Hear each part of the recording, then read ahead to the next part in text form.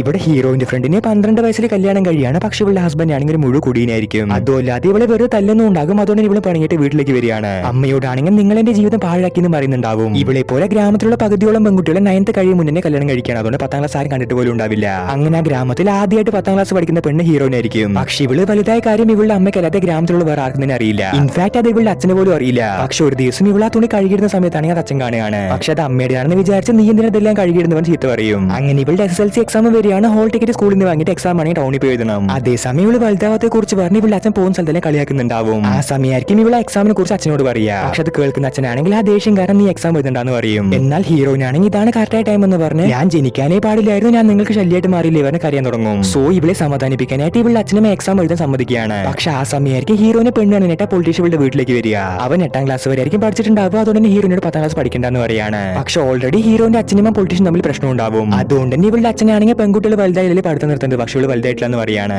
അങ്ങനെയാണെങ്കിൽ ഇവള് 10ാം ക്ലാസ് പഠിക്കുകയും ചെയ്യും, എക്സാം എഴുതുകയും ചെയ്യുവാണ് വെല്ലുവിളിക്കും. അടുത്തതായിട്ട് എന്ത് സംഭവിച്ചെന്ന് അറിയണമെങ്കിൽ നെക്സ്റ്റ് പാർട്ട് കമന്റ് ചെയ്ത് വീഡിയോ ലൈക്ക് ചെയ്യുക. പ്രീവിയസ് പാർട്ടിലെയും ടൈറ്റിലിന്റെ മേലെയും ചെക്ക് ചെയ്ത് നോക്കുക.